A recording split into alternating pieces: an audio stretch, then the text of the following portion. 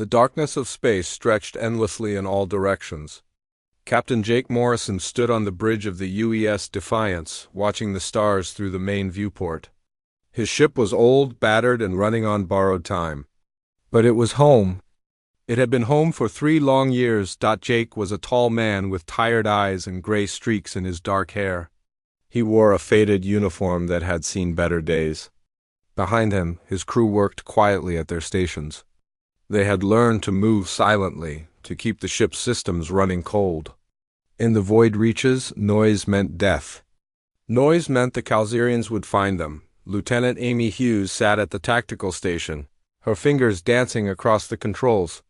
She was younger than Jake, maybe 30 years old, with sharp features and even sharper instincts. She had kept them alive more times than Jake could count. Next to her, Danny Cooper hunched over the engineering console, muttering to himself about power fluctuations and failing systems. Danny was short and stocky, with oil permanently stained into his hands. 300 years ago, humanity had lost everything. Jake still remembered the stories his grandfather told him before the end came. The Great Purge War had lasted only 5 years, but it changed everything. The Calzerians and their alien allies had deemed humanity too dangerous to exist freely. Humans were too aggressive, too unpredictable, too willing to push boundaries that should not be pushed. The Calzerians gave humanity a choice: extinction or containment. Most human worlds chose containment. They accepted the stasis fields, believing it was temporary, that someday they would be free again. Jake's grandfather had chosen differently. He fled with a small fleet, running into the unknown regions of space. Most of those ships were lost over the years. The Defiance was one of the last. A soft beep interrupted Jake's thoughts. Amy looked up from her console, her face tight with concern. "Captain, I'm picking up a signal. It's faint, but it's definitely artificial." Jake moved to her station. "Location? 3 light years from here. Coming from the dead zone." Amy's fingers flew across the controls. "It's not Calzerian. The encryption is old? Really old?" Danny looked up from his station. "How old are we talking?" "Pre-war old," Amy said quietly. The bridge fell silent. Pre-war signals meant human technology. But all human installations in this region had been destroyed or locked in stasis centuries ago. Jake felt his heartbeat quicken. This could be a trap. The Calzerians were clever. They had hunted humans for 300 years. They knew how to bait a trap, but it could also be something else. Something important. "Set a course," Jake said. "But keep us in stealth mode. I want to know what we're looking at before they know we're there." The Defiance moved through space like a ghost. It took 2 days to reach the source of the signal. What they found made everyone on the bridge stop and stare. A massive station floated in the void, its hull marked with Calzerian symbols. But the station was dark, dead. Nothing moved on its surface. "Life signs?" Jake asked. Amy shook her head. "Nothing. The station's been abandoned for at least 50 years, but the power core is still active. That's what's broadcasting the signal." Jake made his decision. "Prep a boarding team. Amy, Danny, Dr. Grant, you're with me. The rest of you keep the ship ready. If anything goes wrong, jump to safety and don't look back." Dr. Lisa Grant met them at the airlock. She was a thin woman with gray hair pulled back in a tight bun. She had been the Defiance's medical officer for 10 years, but before that, she had been a research scientist. If there was anything scientific to find on that station, Lisa would understand it. The boarding party crossed the void in a small shuttle. The station's hull loomed above them, dark and menacing. They found an airlock on the lower levels and forced it open. Emergency lights flickered on as they entered, casting everything in a sickly red glow. The station was a research facility. That much was clear from the layout. Labs lined the corridors, filled with equipment that hummed softly in the darkness. But it was the main laboratory that made Jake's blood run cold. Tanks filled one wall. Huge glass cylinders that had once held something organic. Most were empty now, but residue remained. Amy walked to a nearby console and activated it. Data scrolled across the screen in Calzerian script. "Can you read it?" Jake asked it. Lisa moved beside Amy, her eyes scanning the text. Her face went pale. They were studying humans. Captured humans. They were trying to understand what made us so dangerous.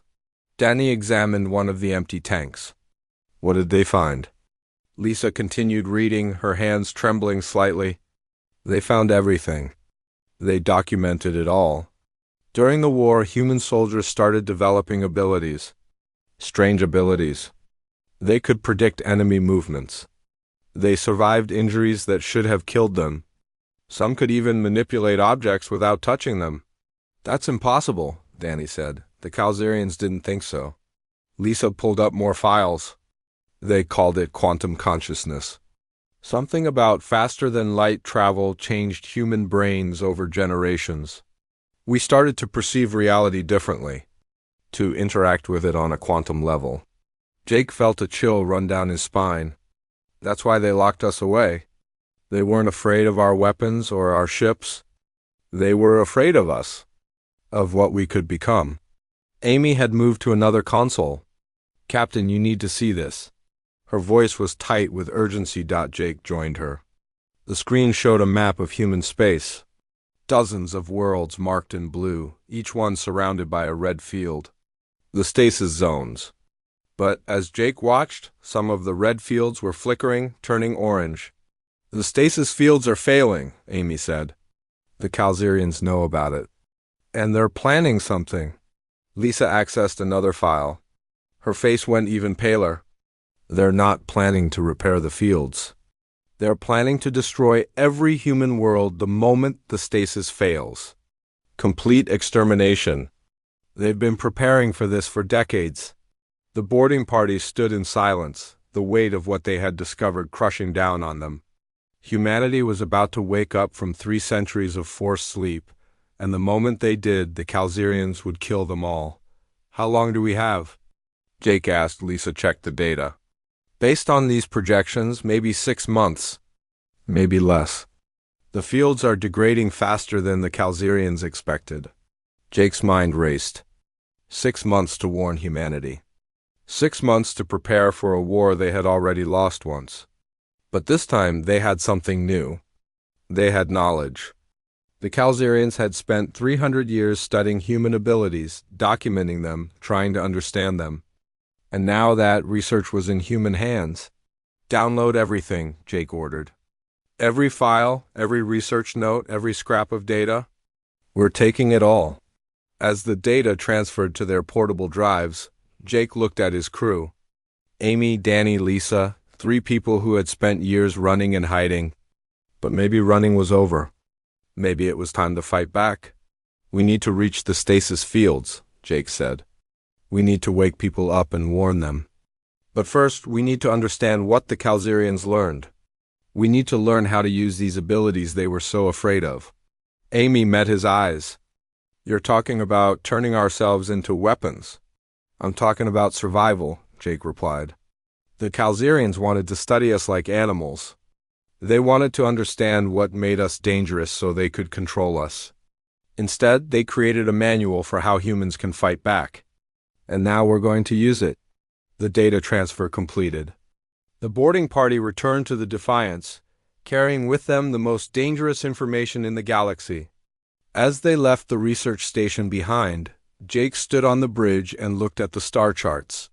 Somewhere out there, billions of humans slept in stasis, unaware that their time was running out, but the Calzarians had made a mistake. They had spent 300 years studying their enemy, documenting their every strength and weakness. They had created the perfect weapon to use against humanity. Instead, they had created the perfect weapon for humanity to use. Jake set a course for the nearest stasis field. The war was about to begin again. But this time, humanity would be ready. This time, when they opened their eyes, they would remember what the Calzarians had taken from them, and the galaxy would learn why it should have let humanity sleep forever. The medical bay of the Defiance was not designed for what they were attempting. Dr. Lisa Grant had converted half the space into a research laboratory, filling it with equipment salvaged from the Calzarian station. Screens covered the walls, displaying data about human neural patterns and quantum field interactions. Amy Hughes sat in a modified medical chair at the center of it all, electrodes attached to her head. "Are you sure about this?" Lisa asked for the third time. Amy nodded. "Someone has to be first?" "Might as well be me." Jake stood nearby, his arms crossed. He did not like this. The Calzerian research showed that awakening quantum consciousness was dangerous. Several test subjects had died during the experiments. Others had lost their minds, unable to handle the way their perception of reality changed. But they had no choice. If humanity was going to survive what was coming, they needed every advantage. Lisa began the procedure. It started with neural stimulation, sending carefully calibrated pulses through Amy's brain. The goal was to activate dormant pathways, connections that had been growing in human minds for generations but had never been fully awakened. Amy's eyes closed as the stimulation began. For the first hour, nothing happened. Amy sat quietly, her breathing steady. Lisa monitored the readings, making small adjustments to the stimulation patterns. Danny watched from the doorway, nervous energy radiating from him. Then Amy's eyes opened. But they were different, unfocused, looking at something beyond the physical world. "Amy?" Jake moved closer. "Can you hear me?" "I can hear everything," Amy whispered. Her voice was strange, distant. "I can hear the ship's engines, the power flowing through the conduits, the life support recycling air. I can hear all of it." Lisa checked her monitors. "Her neural activity is off the charts.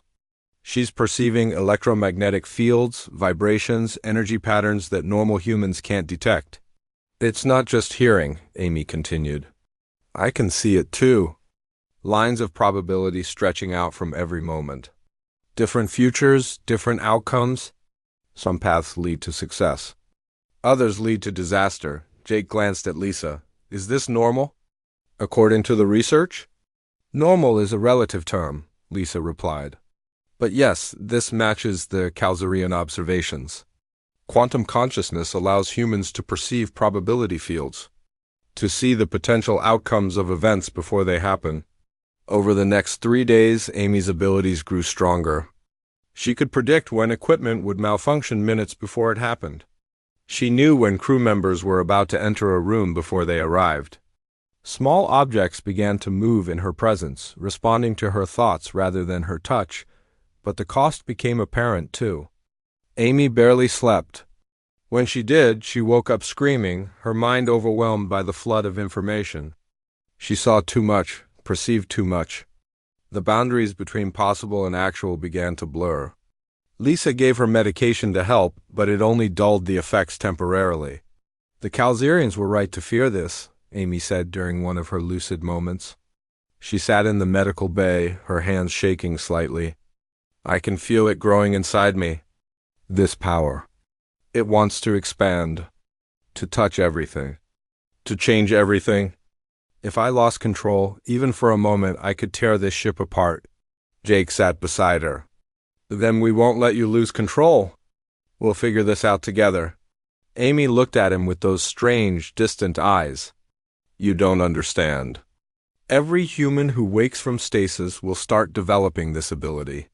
Billions of people, all suddenly perceiving quantum fields, all suddenly able to influence reality. Without training, without control, it will be chaos." The weight of her words settled over the crew. They were racing against time to wake humanity and warn them of the coming extermination. But if Amy was right, the awakening itself could be catastrophic.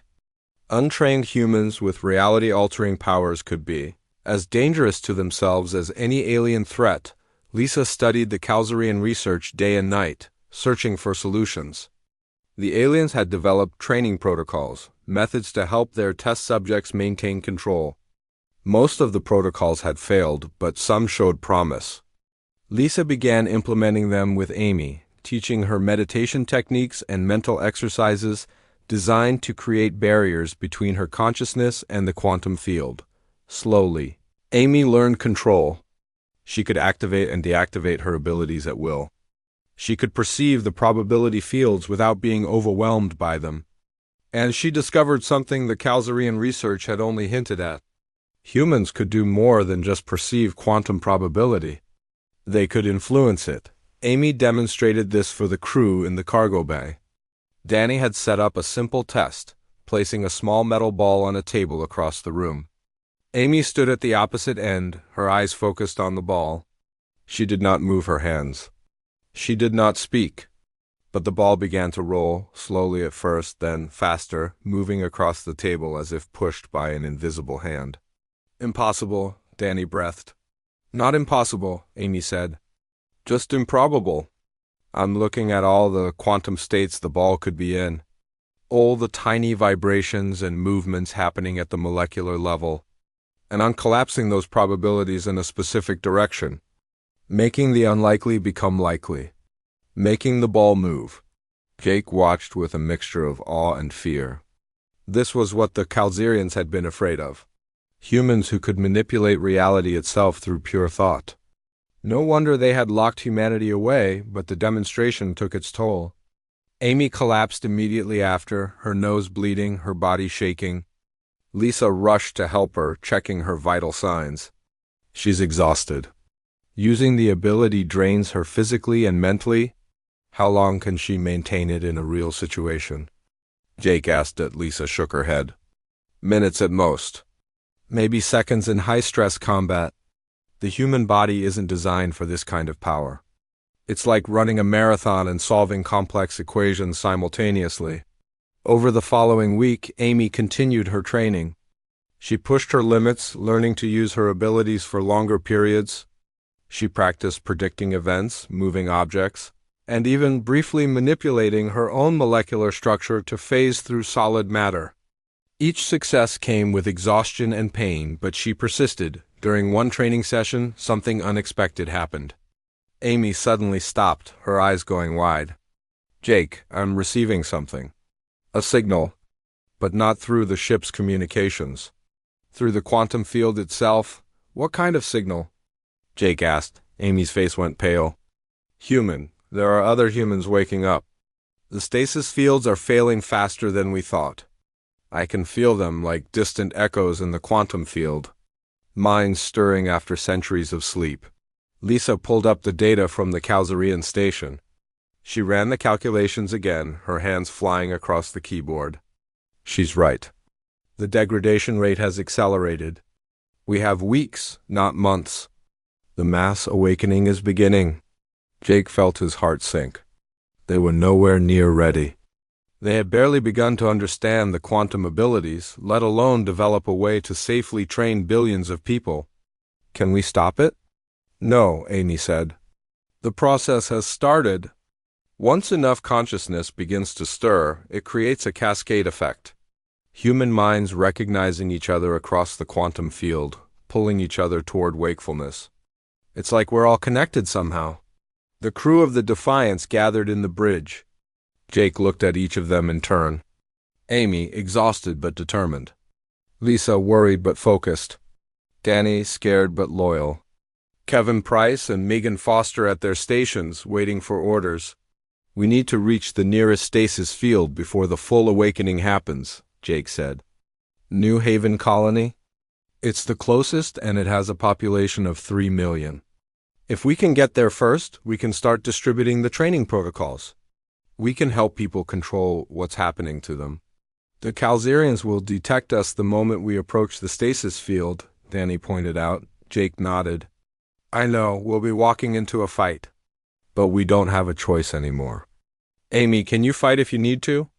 Amy stood, still shaky but resolute. "I can do more than fight. I can give us a chance. The Calzarians might have superior numbers and technology, but they don't have quantum consciousness. That's our edge. That's how we survive." The Defiance set a course for New Haven at maximum speed. Behind them, across the galaxy, the Great Awakening continued. Stasis fields flickered and weakened. Human minds began to stir, reaching out through the quantum field. Finding each other after 3 centuries of silence, the Calzarians noticed. Their sensor networks detected the anomalies. Orders were transmitted to their military fleets. The extermination protocol was activated. Warships began moving toward human space, preparing to destroy every awakening colony before the threat could fully emerge. But they were too late. Humanity was already waking. And this time, when they opened their eyes, they would not be helpless. They would remember what had been taken from them. They would remember the imprisonment, the loss, the centuries stolen, and they would have the power to do something about it. The Defiance dropped out of faster-than-light travel at the edge of the New Haven system. Immediately, alarms began screaming. 8 Kalzarian warships hung in space near the stasis field boundary, their weapon systems already charging. "They knew we were coming," Danny said from his station. His voice tight with fear. Jake gripped the arms of his captain's chair. The Kalzarians had positioned themselves perfectly. The Defiance could not reach the stasis field without going through them. And in a straight fight, 1 human ship against 8 alien warships was suicide. "Amy, are you ready?" Jake asked. Amy sat at her modified station, eyes already distant as she activated her quantum consciousness. "Ready as I'll ever be. But Captain, I need you to understand something. What I'm about to do will change me. Every time I use this power, I see more, feel more. I get closer to losing myself in it." "If you need to stop, you stop," Jake said firmly. Amy smiled sadly. "If I stop, we all die. So let's make sure that doesn't happen." The Kalzarian ships opened fire. Plasma bolts streaked through space, enough firepower to vaporize the Defiance in seconds. But Amy was already moving. Her consciousness expanded into the quantum field, perceiving the probability streams of each incoming shot. She saw where they would be, where they could be, and where they would not be. "Hard to port now," Amy shouted. Rachel Kim, the pilot, responded instantly. The Defiance twisted through space, moving with impossible precision. Plasma bolts passed within meters of the hull, so close that the shields flared with heat. But none connected. "How did you know?" Rachel gasped. "I didn't know," Amy replied, her voice strained. "I saw. Every shot has a probability field. I can see where it's most likely to hit. We just need to be where it's least likely." The Kalzarian ships adjusted their firing patterns, launching missiles now alongside the plasma fire. Hundreds of warheads screamed through space toward the Defiance. Rachel pushed the engines to their limits, but there was no way to dodge them all conventionally. Amy's nose began to bleed. She was pushing deeper into her abilities, doing more than just perceiving. She was influencing. The probability fields around the missiles began to shift. Guidance systems malfunctioned. Proximity fuses triggered early. Warheads detonated harmlessly in empty space, the explosions creating a beautiful and deadly light show. "How is she doing that?" Danny whispered. Lisa monitored Amy's vital signs from the medical console. "She's manipulating quantum probability at a distance, making mechanical failures more likely to occur. But it's killing her. Her brain activity is entering dangerous levels." "Just a little longer," Amy gasped. "Danny, is the resonance device ready?" Danny had been working on the device since they left the Kalzarian station. It was designed to destabilize temporal stasis fields based on blueprints they had found in the research data. "Ready, but I can't guarantee it will work. The theory is sound, but we've never tested it." "No time like the present," Jake said. "Activate it." The device hummed to life, sending out waves of energy toward the stasis field surrounding New Haven. For a moment, nothing happened. Then the field began to flicker like ice cracking under pressure. The Kalzarian ships detected the change immediately and intensified their attack.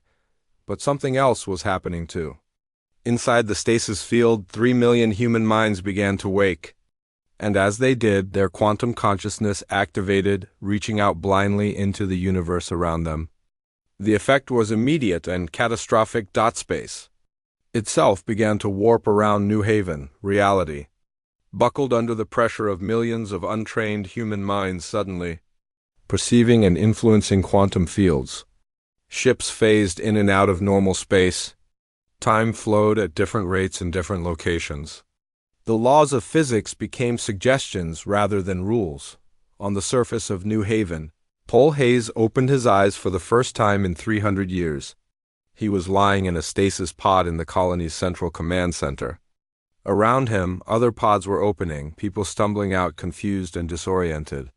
Through the viewports, Paul could see the sky, but it was wrong. Geometric patterns fractured across it like broken glass. Buildings flickered between solid and transparent. People appeared and disappeared, accidentally teleporting short distances without meaning to. What's happening? Someone screamed. Paul's mind was racing, memories flooding back. He remembered the war. The defeat. The moment the Calzerians activated the stasis field. He remembered being a security chief, responsible for protecting the colony. But now everything was chaos. Then a voice cut through the confusion, broadcasting on all channels. "This is Captain Jake Morrison of the UES Defiance. I know you're confused. I know you're scared. But you need to listen carefully. You're experiencing quantum consciousness awakening. Your minds are perceiving and influencing reality. Without control, you'll tear yourselves apart." The broadcast continued, transmitting training protocols and instructions. Paul listened, his security training helping him focus through the chaos. He started repeating the mental exercises, the meditation techniques described in the transmission. Slowly, carefully, he began to feel the quantum field around him. And more importantly, he began to control his influence on it. Others were not so lucky. Paul watched in horror as a woman lost control completely, her body dissolving into quantum probability, spread across multiple possible states until she simply ceased to exist. A man accidentally collapsed the quantum field around himself, creating a small singularity that consumed him before it evaporated. But some people, like Paul, managed to find control. They became anchors in the chaos, helping others around them stabilize. Paul gathered survivors in the command center, teaching them what he had learned. Passing on the protocols from the Defiance. In orbit, the battle continued. The Calzerian ships had pulled back from the reality storm, clearly terrified of what they were seeing. Amy used their hesitation. She pushed her abilities even further, linking her consciousness with the awakening minds on New Haven. For a brief moment, she felt 3 million human minds all reaching out. All desperate for guidance, she showed them how to control it. How to create barriers between their consciousness and the quantum field. How to activate and deactivate their abilities. It was like teaching 3 million people to walk in the space of seconds, but Amy did her best. The strain was immense. Blood ran from her nose and ears. Her body shook violently.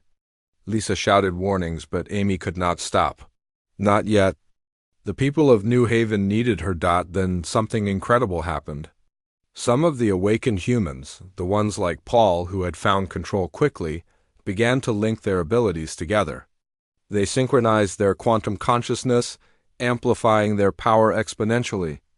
A defensive field formed around New Haven, not made of energy or matter, but of pure manipulated probability. The Calzerian ships, seeing this, finally understood what they were facing. This was not the humanity they had defeated 300 years ago. This was something new, something that had evolved during the long sleep. They transmitted a retreat order and jumped to faster-than-light speed. Abandoning the system. Jake watched them go, hardly believing they had survived. "Amy, you can stop now." "They're gone." Amy did not respond. Her eyes were closed, blood covering her face. Lisa rushed to her, checking for a pulse. "She's alive, but barely. She pushed too far. Her brain is shutting down to protect itself." They carried Amy to the medical bay. Lisa worked frantically, stabilizing her condition. It took hours before Amy finally opened her eyes again, weak but alive. "Did it work?" she whispered. "It worked," Jake said softly.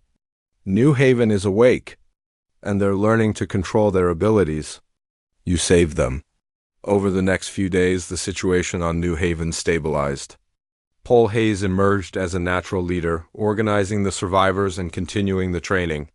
He formed a group called the Resonance Guard, people who had shown strong control over their quantum abilities. Their job was to help others and defend the colony if the Calzerians returned. The Defiance remained in orbit, monitoring the situation. Lisa analyzed the data from the awakening, trying to understand what had happened and how to make it safer for other colonies.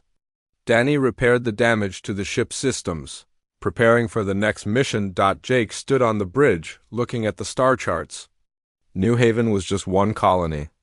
There were dozens more, all beginning to wake, and the Calzerians would not give up easily. They would return with more ships, new tactics, and possibly their own quantum weapons, but humanity had survived the first battle. They had broken free from the chains that held them for 3 centuries, and they had proven that the Calzerians' fear was justified. Humans with quantum consciousness were not just dangerous. They were unstoppable on New Haven's surface.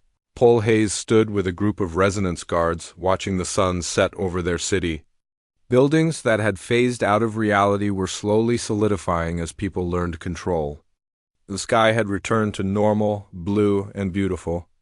People walked the streets cautiously, still adjusting to their new abilities, still learning what it meant to be human in this changed universe. "We did it," someone said beside him. Kate Sullivan, one of the first to join the Resonance Guard. Paul nodded. "We survived. But this is just the beginning. The Calzerians will come back. And when they do, we need to be ready. Not just to defend ourselves, but to free every other colony." The Calzerian High Council met in emergency session on their homeworld. Archon Valrus stood before the assembled leaders, his alien features twisted with concern. The holographic display behind him showed the human colonies, dozens of them, with stasis fields flickering and failing across the galaxy. "The containment has been breached," Valrus announced. "New Haven colony is fully awakened. Reports indicate the humans are exhibiting quantum consciousness abilities even stronger than those documented during the war. 3 more colonies have begun spontaneous awakening. We estimate complete cascade failure of all stasis fields within 30 days. Murmurs rippled through the council chamber. Some members belonged to species that had fought alongside the Calzerians during the Great Purge War. Others were younger civilizations, born after humanity's containment. Council member Thex, a being of pure energy contained in a crystalline form, spoke first. "Perhaps we should reconsider our approach. 300 years of containment should have satisfied the debt for their aggression. We could attempt negotiation." Valrus's response was sharp. "Negotiation? You were not there during the war. You did not see what humans became when their abilities awakened. They did not just fight with weapons and ships. They fought with reality itself. Soldiers who could not die because they collapsed the probability of their own death. Pilots who navigated impossible paths because they saw every potential future. Engineers who built weapons that should not exist because they manipulated matter at the quantum level." Another council member spoke up. "But surely they can be controlled now. We have studied them for centuries. We understand their abilities." "Understanding is not control," Valrus replied. "We attempted to replicate their abilities using modified human tissue. The results were unstable at best, catastrophic at worst. Human quantum consciousness is not something that can be contained or controlled. It must be eliminated completely." The council voted. The decision was close, but Valrus's faction won. The extermination protocol was officially approved. Every human world would be destroyed the moment its stasis field failed. No survivors. No exceptions. Valrus returned to his command ship, already planning the largest military operation in galactic history. He would need thousands of vessels, enough firepower to crack planets and sterilize entire star systems. It would be brutal, but necessary. Humanity had been given their chance at peaceful containment. Now they would face the consequences of their nature on New Haven. Paul Hayes was training with the Resonance Guard when the vision hit him. One moment he was practicing probability manipulation, the next his consciousness expanded across light years of space. He saw the Calzerian fleets mobilizing. He saw the weapons being prepared.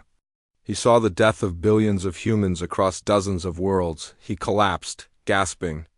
Kate Sullivan and Marcus Webb rushed to his side. "Paul, what happened?" "I saw them," Paul managed. "The Calzerians. They're coming with everything they have. Not just to fight us, to kill us all. The vision had been so clear, so detailed. Paul realized his quantum abilities were growing stronger. He was not just perceiving local probability fields anymore. He was somehow seeing across vast distances, connecting with the quantum consciousness of other awakened humans. It should have been impossible. But quantum consciousness did not care about what should be possible. Paul immediately transmitted his vision to the Defiance. Jake received the message while the ship was en route to another stasis field. He called a meeting in the briefing room. Amy, still recovering from her ordeal at New Haven, sat with Lisa and Danny. If what Paul saw is accurate, we have less than a month before the Calzarian Armada arrives, Jake said. We can't wake all the colonies in time. We need to choose. Earth, Amy said quietly. Everyone turned to look at her. We need to wake Earth first. It has the largest population, the most resources, and it's humanity's homeworld. If we're going to survive what's coming, we need Earth. Lisa checked her data. Earth's stasis field is the most complex. It contains over 8 billion people. A simultaneous awakening could be catastrophic. The reality storm would be 1,000 times worse than what happened at New Haven. Then we wake them gradually, Danny suggested.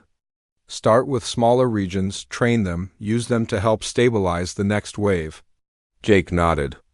It's risky, but it's our best option. Amy, can you handle another awakening? You nearly died at New Haven. Amy's eyes met his, still showing that strange distance that came with quantum consciousness. I don't think I have a choice. None of us do. The Calzarians are coming to finish what they started 300 years ago. Either we fight with everything we have, or we die. The Defiance set course for Earth at maximum speed. It would take 2 weeks to reach the homeworld, time they desperately needed for preparation. Amy spent those weeks training, pushing her abilities further despite Lisa's protests. She practiced linking with other quantum-conscious humans across vast distances. Learning to coordinate and synchronize consciousness, other human ships began to emerge from hiding. Not many, perhaps a dozen vessels that had escaped the original stasis net. They rallied to the Defiance, forming a small fleet. It was nothing compared to what was coming. But it was something. During the journey, Dr. Lisa Grant made a disturbing discovery while reviewing the Calzarian research. She called Jake to her laboratory, her face pale. The Calzarians didn't just study humans, Lisa said. They tried to create their own quantum soldiers. They harvested neural tissue from captured humans and grafted it into their own warriors. Most experiments failed, but some succeeded. Look at these files. The screen showed images of creatures that made Jake's stomach turn. They looked partially human, but wrong, twisted. Their bodies were larger, stronger, covered in Calzarian bioarmor. But their faces showed human features, trapped in expressions of pain and rage. They're called abominations, Lisa continued. Cloned humans with enhanced quantum abilities but no emotional control. The Calzarians programmed them to hate their own species. They've been creating them for decades, preparing them as weapons. How many? Jake asked, though he dreaded the answer. Thousands. Maybe tens of thousands. They're keeping them in stasis until they're needed. Lisa pulled up more files. Jake, these things are more powerful than natural quantum-conscious humans, but they're unstable. They can cause massive reality collapses. If the Calzarians release them during their attack, they could destroy entire planets just by existing near them. The news spread through the fleet. The crew of the Defiance realized they were not just facing conventional military forces. They were facing an enemy that had turned humanity's own nature into a weapon against them. More colonies began waking spontaneously. The cascade effect Paul had mentioned was accelerating. Riverside Colony, then Portland Station, then New Beijing. Each awakening brought chaos and casualties as untrained humans struggled with their emerging abilities. But it also brought soldiers. People like Paul Hayes, who learned control quickly and dedicated themselves to defending humanity. The awakened colonies began to communicate through quantum consciousness links. It was crude, more feeling and impression than clear thought, but it worked. Humans across dozens of worlds felt each other's presence. Drawing strength from the knowledge that they were not alone, Jake stood on the bridge of the Defiance as they approached Earth. The blue planet hung in space, still locked in its stasis field. 8 billion people sleeping, unaware of what was coming. He thought about his grandfather, who might still be down there, frozen in time, waiting to wake to a universe at war. "Begin the awakening procedure," Jake ordered. "Start with the North American continent. 10 million people at a time. Amy, are you ready?" Amy took her position at the quantum consciousness station. She looked tired, aged by the strain of what she had been doing. But her voice was steady. "Ready, Captain. Let's bring humanity home." The Defiance's resonance device activated, targeting the weakest points in Earth's stasis field. Carefully, precisely, they began to destabilize small sections. In cities across North America, people began to wake. Los Angeles, New York, Chicago, Denver, millions of minds stirring after 3 centuries of sleep. Amy linked with them, guiding them, teaching them control. Paul Hayes and the other trained quantum-conscious humans joined their consciousness with hers, creating a network of guidance and stability. It was working. The awakening was controlled, measured, safe, but then the sensors detected something else. Ships dropping out of faster-than-light travel at the edge of the solar system. Not Calzarian ships. These were different, smaller, faster, and they were broadcasting human identification codes. "Captain, we're receiving a transmission," the communications officer said. "It's from the lead ship? They're calling themselves the Free Fleet. They say they've been hiding in deep space for 300 years, and they're here to help defend Earth." Jake felt hope surge through him. More ships meant more firepower, more protection for the awakening world. Tell them they're welcome, and tell them to prepare for battle. Because the Calzarians are coming, and when they arrive, they're going to bring hell itself, on Earth's surface. In a bunker beneath what used to be New York City, Paul Hayes' counterpart was waking. His name was Alan Price, and he had been a military commander before the stasis. As consciousness, the Calzarian armada arrived at Earth like a storm of metal and fire. 500 warships dropped out of faster-than-light travel in perfect formation, filling the space around humanity's homeworld with weapons and hatred. Archon Valrus stood on the bridge of his flagship, looking at the blue planet with cold satisfaction. This would be where humanity's story ended. Admiral Jake Morrison, recently promoted to lead the combined human defense fleet, watched the enemy arrive on his tactical display. 200 human ships against 500 alien warships. The odds were terrible. But Jake had learned something important over the past month. Humans did not fight with odds. They fought with will. "All ships, battle formation," Jake transmitted. "Remember your training? Trust in your quantum operatives. We're not just defending a planet today. We're defending the future of our entire species." Amy Hughes sat at her station, linked with the Quantum Consciousness Network. Across the fleet, 50 trained operatives did the same. They had practiced this, synchronized their abilities, learned to work as one mind across multiple ships. The Calzarians had numbers and firepower. Humans had something else entirely. The Calzarian fleet opened fire. Thousands of plasma bolts and missiles screamed through space toward Earth. It should have been overwhelming. It should have been the end. But the quantum operatives reached out together, perceiving the probability fields of every incoming weapon, and began to shift reality. Missiles malfunctioned. Guidance systems failed. Plasma bolts lost coherence and dispersed into harmless light. The few weapons that got through hit human ships that were already moving, already dodging based on predictions the quantum operatives had seen seconds before.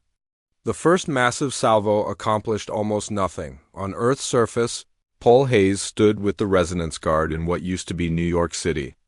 The awakening had continued, and now over 1 billion people were conscious and learning to control their abilities. Paul could feel their minds through the quantum network, a vast sea of human consciousness reaching up toward the battle in orbit. "Link with me," Paul commanded his team. Kate Sullivan and Marcus Webb joined their consciousness with his, and together they reached up to the orbital defense stations. old weapons from before the war, now powered by quantum-enhanced operators. The stations began to fire, their weapons guided not by computers but by human minds that could see every possible trajectory. Every potential hit. In space, the battle intensified. The Calzarian ships adapted their tactics, trying to overwhelm the human defense with sheer volume of fire. But Amy and the other quantum operatives countered every move. They saw the patterns in the chaos, the probability streams flowing through the battlefield, and they guided human ships through impossible paths. The Defiance danced between enemy fire, its weapons striking with uncanny accuracy. Every shot found its target because Amy could see where the enemy ships would be, not where they were. The Calzarians began to realize they were fighting blind against an enemy that could see the future. Then Archon. Velrus played his terrible card. Across the Calzarian fleet, stasis pods opened. The abominations were released. Thousands of them launched toward Earth in small attack craft. They were humanoid shapes twisted by alien experimentation, their quantum abilities raw and uncontrolled. Reality warped around them as they fell through space, tearing holes in the fabric of normal physics. Multiple reality collapses detected, Lisa Grant reported from the Defiance's science station. Jake, those things are destabilizing local spacetime. If they reach Earth's surface, they'll cause catastrophic damage. Amy felt the abominations through the quantum field. They were like screaming holes in reality, their consciousness broken and mad, lashing out at everything around them. She wanted to help them, to teach them control like she had taught others. But they were too far gone, programmed to hate, unable to be reached. Paul, do you see them? Amy transmitted through the quantum network. On Earth, Paul had already felt the approaching nightmare. We see them, and we'll stop them. The resonance guards across Earth's surface linked their consciousness together, creating a defensive net of manipulated probability. As the abominations entered the atmosphere, they encountered something they had never faced before. Trained, controlled human quantum consciousness working in perfect harmony, the battle in the atmosphere was fierce and terrible. Abominations phased through buildings, tore reality apart with their unstable abilities, killed dozens before they could be stopped. But for every human they killed, 100 more rose to fight. Alan Price led military units enhanced with quantum abilities. Ordinary people who had learned just enough control to manipulate probability in small ways became heroes. Saving their neighbors, defending their cities. Kate Sullivan fought an abomination in downtown New York, their quantum abilities clashing like invisible storms. The creature was stronger, more powerful, but Kate had something it did not: control, training, purpose. She saw the probability streams of its attacks and dodged each one. She saw the weakness in its unstable consciousness and struck, collapsing the quantum field that held it together. The abomination dissolved, its tortured existence finally ended. In orbit, the main battle continued. The human fleet was taking losses. Ships died in bright explosions as Calzarian fire finally overwhelmed their defenses. But they were taking the enemy with them. For every human ship destroyed, 3 Calzarian vessels fell. The quantum operatives were learning, adapting, becoming more efficient with their abilities. Jake saw an opportunity. The Calzarian fleet had focused on Earth, leaving their flagship relatively exposed. If they could take out Archon Velrus, the enemy command structure might collapse. Amy, can you see a path to the flagship? Amy's consciousness extended across the battlefield. She saw probability streams flowing, branching, collapsing. There was a path, narrow, dangerous, but possible. I see it. But Jake, we'd be alone, cut off from the rest of the fleet. Do it, Jake ordered. The Defiance broke formation and accelerated toward the Calzarian flagship. Amy guided them through a maze of fire and explosions, her predictions allowing Rachel Kim to pilot with impossible precision. Enemy ships tried to intercept, but Amy saw them coming and adjusted their course. The Defiance wove through the enemy fleet like a ghost. Untouchable. They reached the flagship and fired everything they had: missiles, plasma cannons, quantum disruption torpedoes that Danny had designed based on the captured research. The flagship's shields collapsed under the assault. Hull breaches opened across its surface. On the bridge, Archon Velrus watched his screens in disbelief. One human ship had carved through his entire fleet and was tearing his flagship apart. This was not possible. This was not how reality worked. But then he understood. Human quantum consciousness did not care about how reality was supposed to work. They made their own rules. All ships, focus fire on that vessel, Velrus commanded. I want it destroyed. Dozens of Kalzarian ships turned their weapons on the Defiance. It should have been the end. But Amy had seen this possibility too. She reached out through the quantum network, connecting with every other human operative in the fleet. Now, she whispered across the battlefield. 50 quantum-conscious humans synchronized their abilities perfectly. They created a zone of altered probability around the Defiance, a bubble where the laws of physics bent to human will. Energy weapons refracted harmlessly away. Missiles forgot how to explode. Time itself seemed to slow for everything except the Defiance. Jake fired one final salvo at the flagship. The quantum-enhanced weapons struck the bridge, and Archon Velrus died, still unable to accept what humans had become. With their commander gone and their flagship crippled, the Kalzarian fleet broke. Some ships continued fighting, but most began to retreat. Jumping to faster-than-light speed and fleeing the system, the Battle of Earth was over. Humanity had won, but the cost had been terrible. 40 human ships destroyed. Thousands of people dead from the abomination attacks. Cities damaged. Lives shattered. Amy collapsed at her station, blood streaming from her nose and ears. Her body pushed beyond its limits once again. Lisa worked frantically to save her, but Amy was conscious enough to smile weakly. We did it, she whispered. We really did it. Jake stood on the bridge of his battered ship, looking at Earth through the viewport. The planet was free. The stasis field was completely gone now, and all across the surface, billions of humans were waking. They would wake to a world at war, but they would wake free on the planet's surface. Pole haze stood among the ruins of New York City. Bodies of abominations lay scattered around, their twisted forms finally still. Kate and Marcus stood beside him, exhausted but alive. Around them, civilians emerged from shelters, looking up at the sky where the Kalzarian fleet had been. Is it over? Someone asked. Paul thought about that question. The Kalzarians had been defeated here, but they still had thousands of worlds, millions of ships. This battle was won, but the war would continue. Still, humanity had proven something important today. They had proven they could not only survive but win. No, Paul said honestly, it's not over. But we're not prisoners anymore. We're not victims. We're free, and we're going to stay that way. News of the victory spread through the quantum consciousness network. Every awakened human felt it, a surge of... 3 months after the Battle of Earth, humanity had transformed. 43 colonies were now free from stasis, with a combined population of over 10 billion awakened humans. The quantum consciousness abilities were no longer rare or strange. They were becoming normal. Children born after the awakening showed even stronger natural abilities, as if evolution itself was accelerating. Admiral Jake Morrison commanded a fleet that had grown to 400 ships. The Defiance remained his flagship, now heavily upgraded with quantum-enhanced technology. Weapons that could manipulate probability. Shields that existed in multiple quantum states simultaneously.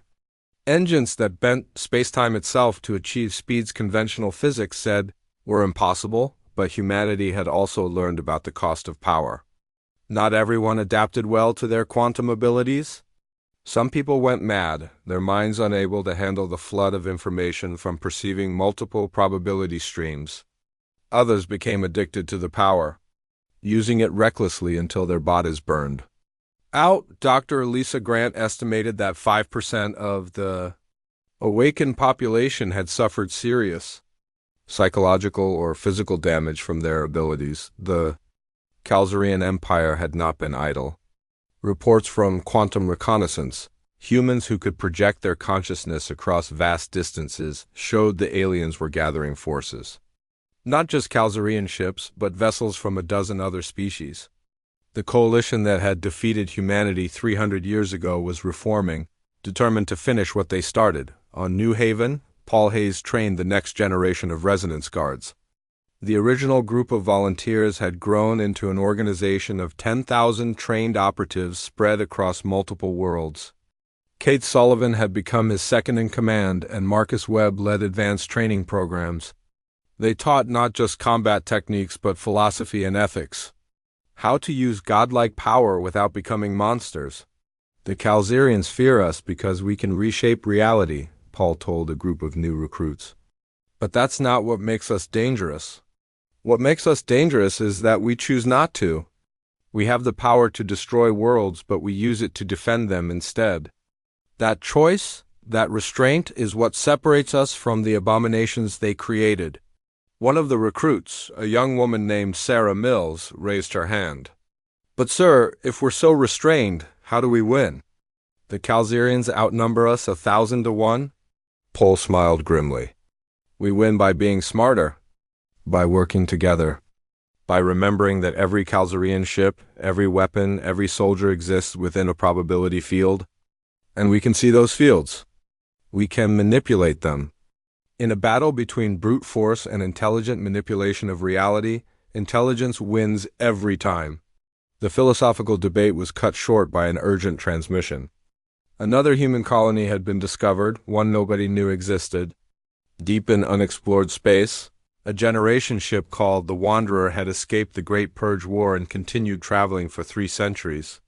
They had 50,000 people in stasis, and their ship systems were failing. If humanity did not reach them soon, they would die. Jake assembled a rescue fleet. The Defiance, along with 5 other ships and a team of quantum operatives led by Amy Hughes. The journey would take them beyond charted space, into regions where even the Calzarians rarely ventured. It was dangerous, but they could not abandon humans in need. Amy had recovered from the Battle of Earth, but she was different now. Her abilities had grown stronger, but so had the distance in her eyes. She spent most of her time in a meditative state, her consciousness spread across vast regions of space, monitoring probability fields and searching for threats. She rarely ate or slept.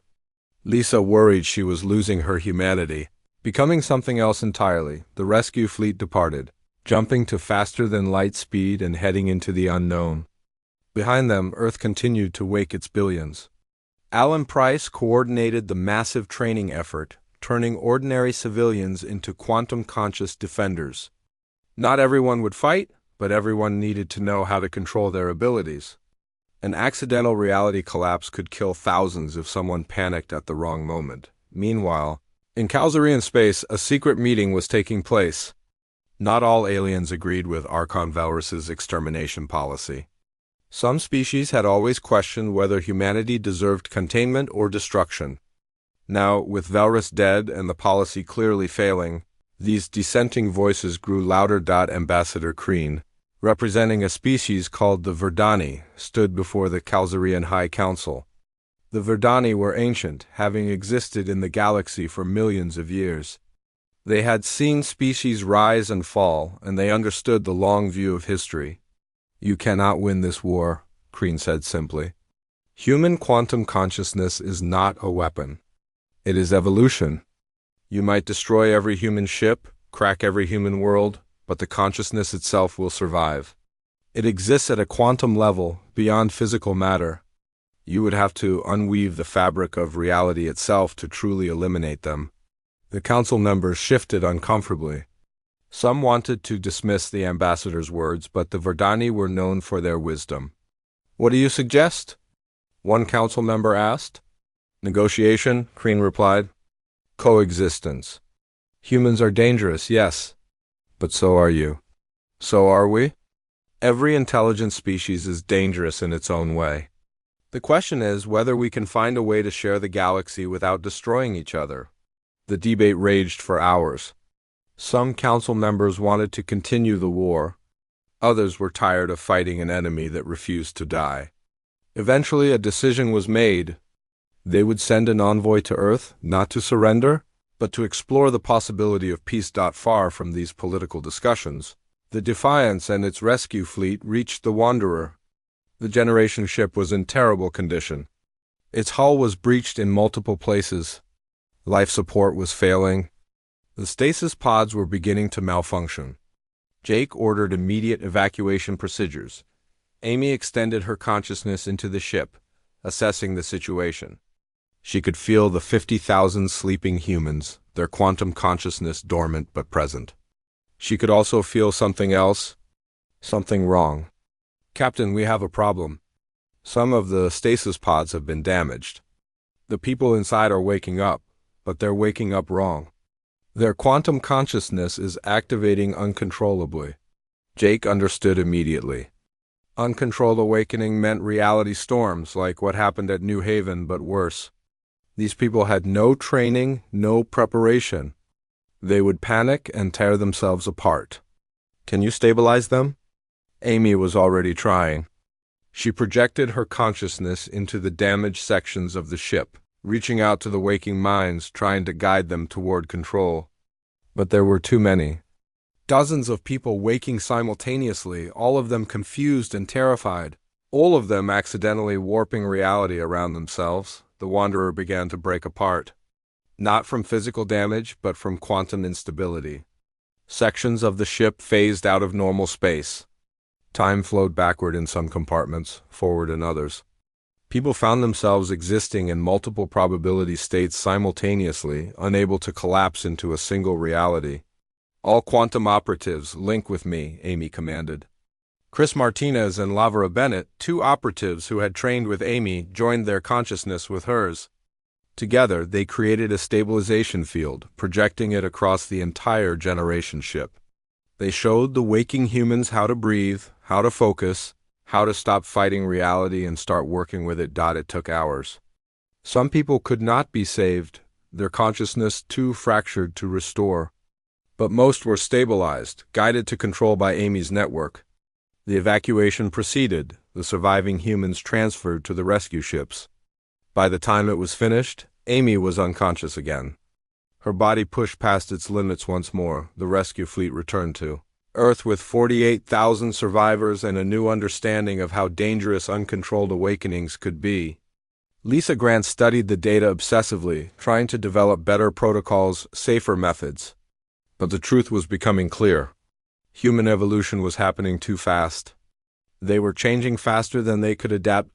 Then the Calzarian envoy arrived at Earth, a single ship, broadcasting peaceful intentions and requesting permission to speak with human leadership. Jake was suspicious. It could be a trap. But Amy, conscious again but barely, advised him to listen. "I can see the probability streams. They're sincere, or at least some of them are. And there are Calzarians who want peace." A meeting was arranged on a neutral station in Earth orbit. Jake represented humanity, along with Paul Hayes and Alan Price. Ambassador Crean represented the Calzarian peace faction. When the aliens entered the meeting room, Jake felt his anger rise. These were the species that had imprisoned humanity for 3 centuries. That had tried to exterminate them. That had created the abominations, but he controlled himself. Violence would accomplish nothing here. "Why have you come?"